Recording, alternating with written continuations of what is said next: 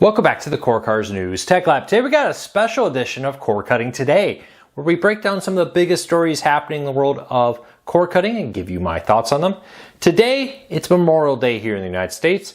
Special thank you to everybody who has served and given their all for this country. My wife has served over 20 years and retired from the Army. Very thankful for her every day also. But we're going to dive into a big question we get. Is YouTube TV, Fubo, and others still the best deal on core cutting now that there's newer, cheaper options coming on, like ESPN's new streaming service, Fox One, that gives you access to Fox Sports, Fox News, and more through core cutting services without the need for cable television. These services each come in at $30 or less, according to reports. We'll break down what you get with these. Is YouTube TV still the best deal? And more with it. First though, if you want to learn more about this, see the breakdown in writing. I'll put a link to it in the show notes and in the first pinned comment so you can find it there and come up with your own opinions. I'll love to hear from you. If you're new here, do me a big favor, hit that subscribe button, hit that thumbs up. Doing one or both lets YouTube know you enjoy what we do here, so they recommend our videos to more people. All right, let's dive into it. YouTube TV is the largest provider of live TV content streaming online with over 8 million. In total, it's either the fourth or third largest, depending on what numbers you see out there in the country, in the United States, of providing live TV, behind Comcast, Spectrum, and, depending on what reports you see, DirecTV. So at $82.99 a month, though, is it still the best deal for cord cutting? And that's what we're going to break down here. ESPN this summer will launch a subscription streaming service that will give you all the ESPN networks, including SEC and ACC Live, plus ESPN content that airs on ABC will be included with it.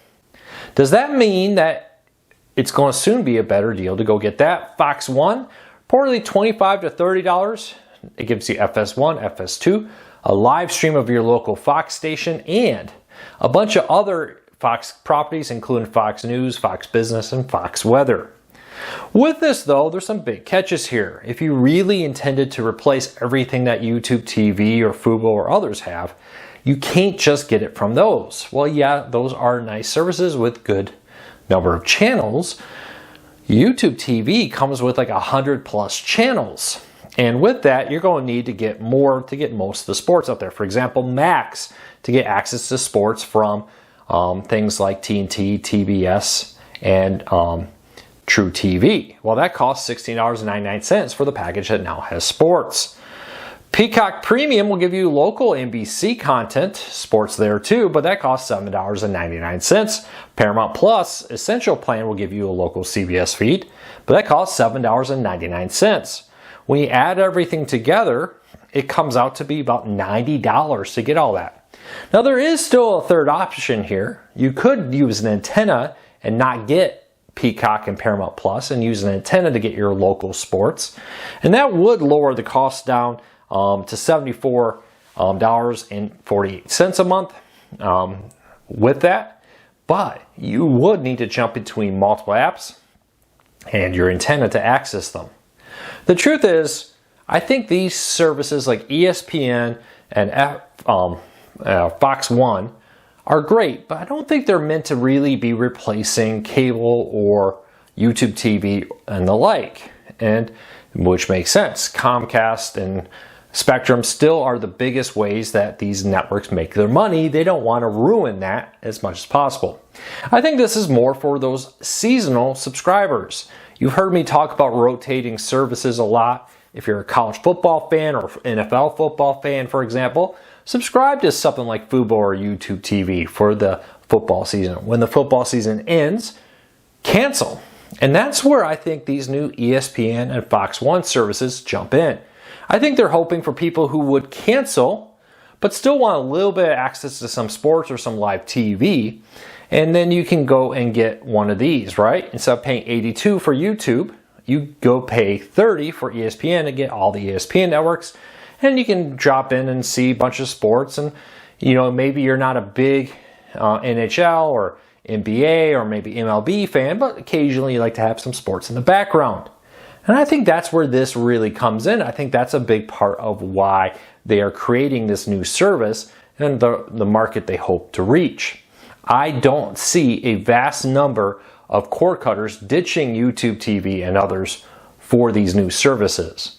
Some will, don't get me wrong, but in this day and age with sports spread across so many channels, ESPN no longer is the way you just subscribe to get college football. It wasn't that long ago that ESPN and an antenna for some local games would give you the vast majority of college sports you want.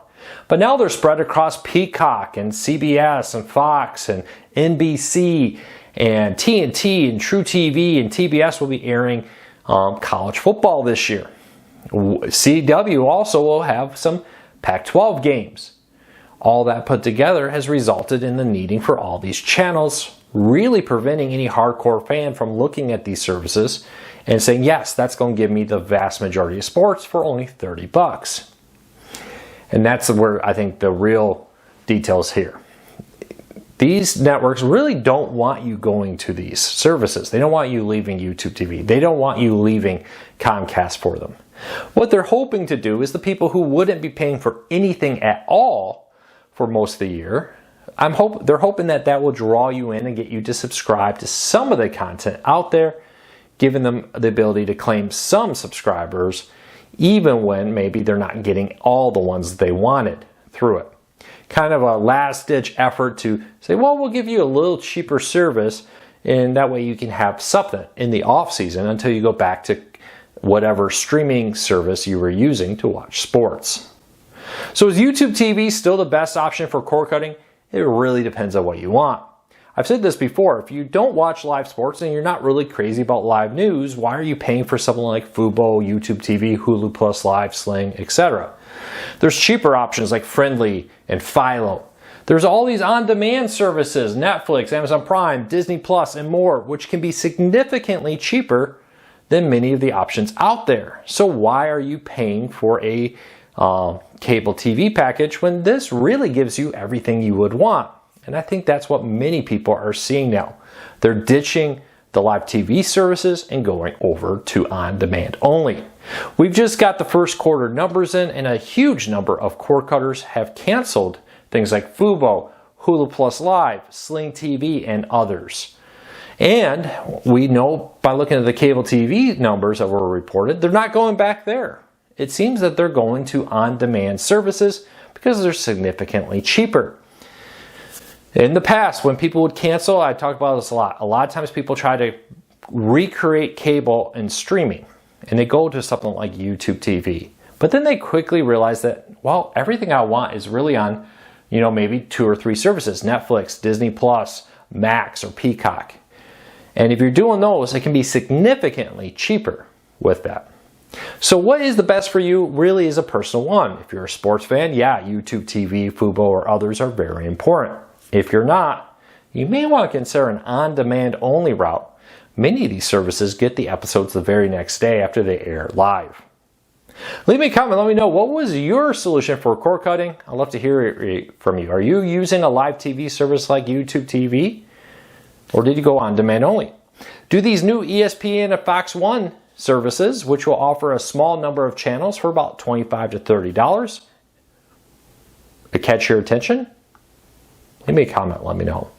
But that's it for today. Normal video tomorrow. Happy Memorial Day. Please be safe out there. Please take a moment to remember all those people who have given so much for this country. Until tomorrow, take care, be safe. I'll talk to you again soon.